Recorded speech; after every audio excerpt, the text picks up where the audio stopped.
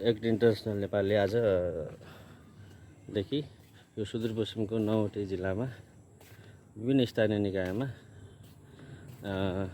यस संस्थाद्वारा सञ्चालित नीड परियोजनाको दोस्रो चरण जडीबुटी उत्पादन प्रशोधन तथा बजार व्यवस्थापनका लागि अहिले काठमाडौँको प्राविधिक टोलीसँगै जडीबुटीको नमुना सङ्कलन परीक्षण सञ्चालन भएकोले आज हामी तपाईँलाई पहिलो स्टेज चाहिँ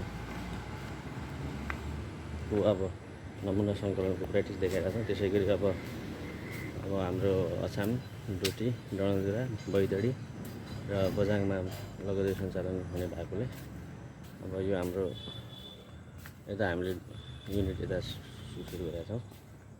हाम्रो उहाँ सरहरू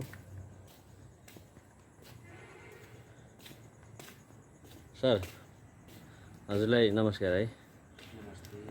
अनि जुन हामी यो एक्ट इन्टरनेसनलले जुन यो जडीबुटी प्रशोधन अब नमुना सङ्कलन भनेर अहिले आजदेखि जुन सुरु गरिरहेछ सुदूरपश्चिमको 9वटै जिल्लामा, अब यो विषयमा अलिकति के भनिदिनु पऱ्यो, के हो कस्तो हो होइन? आज चाहिँ हामी यो धनगढीमा हाम्रो कम्पनीको केन्द्रीय कार्यालयमा भनौँ होइन, हजुर चाहिँ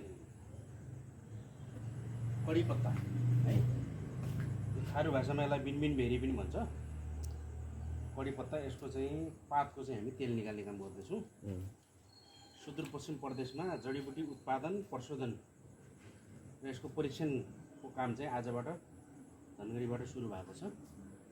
हामीले दुईवटा यसको आज निकाल्न तयारी गरेका छौँ। क्रमशः यो सबै पालिकाहरूमा सबै ठाउँमा चाहिँ हामी यसको चाहिँ कहाँ कुन कुन जडीबुटी पाउँछ सबै जडीबुटीको चाहिँ यसरी नमुना निकालेर हामी पहिला यसको सम्भाव्यता अध्ययन गर्छौँ।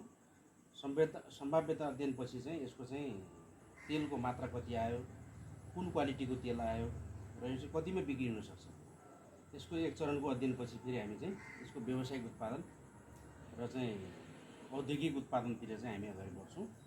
यसको चाहिँ सुरुवातको दिन चाहिँ आजको दिन है। आज भदौ महिनाको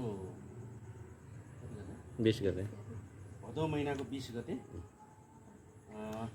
शुक्रबारको दिन परेको छ है।